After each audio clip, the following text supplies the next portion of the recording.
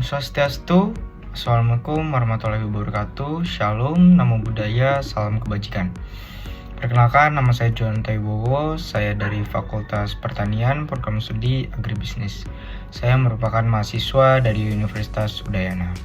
Pada video kali ini, saya akan menjelaskan tentang komunikasi digital dari mata kuliah Digital Society.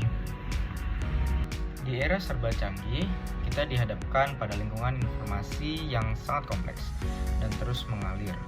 Kemampuan untuk berkomunikasi secara efektif sangatlah penting, dan disinilah peran literasi media dan informasi menjadi sentral. Literasi media dan informasi lebih dari sekedar membaca. Literasi media dan informasi adalah kompetensi utama yang harus kita miliki. Tujuannya adalah membantu kita menjadi anggota komunitas digital yang terdidik, aktif, dan kritis. Ada 5 hukum dasar yang perlu kita pahami. Pertama, sumber informasi, media, teknologi yang harus dilakukan setara untuk keterlibatan masyarakat dan pembangunan yang berkelanjutan. Hukum yang kedua, setiap orang adalah pencipta informasi dan punya pesan yang bisa disampaikan. Kita semua harus memiliki hak dan kesempatan yang sama untuk mengakses informasi dan mengekspresikan diri. Lalu hukum yang ketiga, informasi, pengetahuan, dan pesan tidak selalu netral atau bebas dari bias.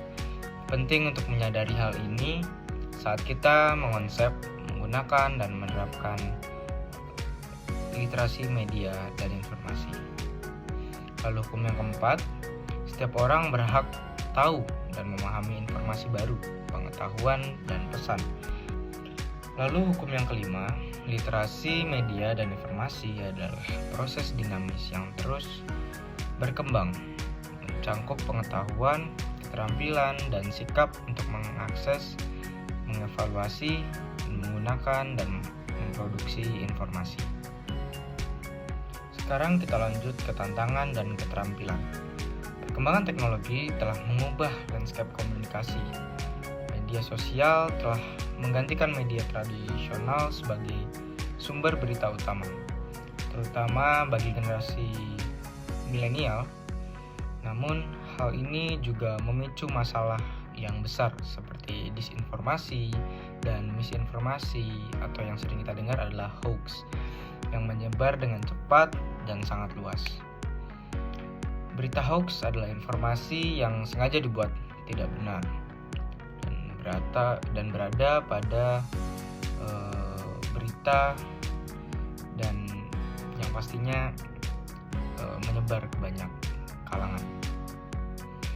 Penting untuk menyadari bias personal yang bisa mempengaruhi kita, seperti konfirmasi bias, cenderung hanya menerima informasi yang sesuai dengan keyakinan kita sebelumnya.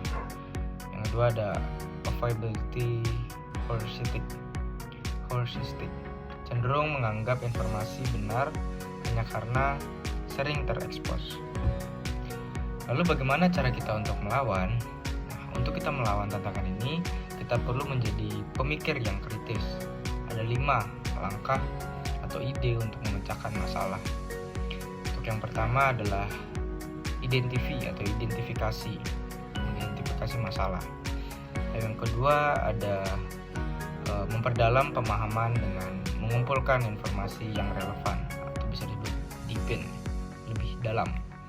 Yang ketiga ada enumerate atau mempertimbangkan pilihan dan konsekuensinya. Yang keempat ada assess atau menganalisis situasi dan mengambil keputusan.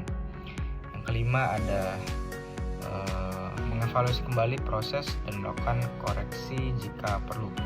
Ya, kita sudah tahu macam-macam tadi cara untuk melawan, terus bagaimana media komunikasi itu juga sangat berfungsi di era sekarang, tapi juga banyak hal-hal negatif yang harus coba kita lawan.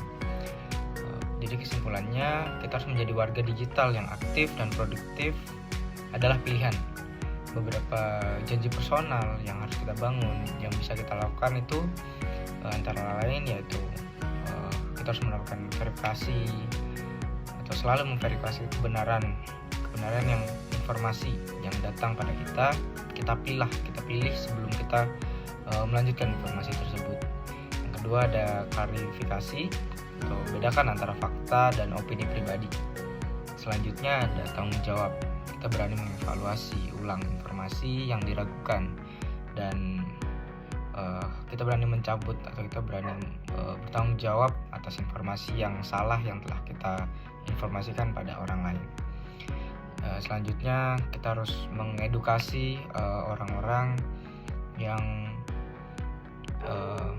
selalu memberikan informasi yang salah atau memberikan informasi yang sumbernya tidak jelas. Itu harus dipertanyakan gitu. Mungkin sekian dari saya. Terima kasih, semoga penjelasan saya bisa dimengerti. Terima kasih.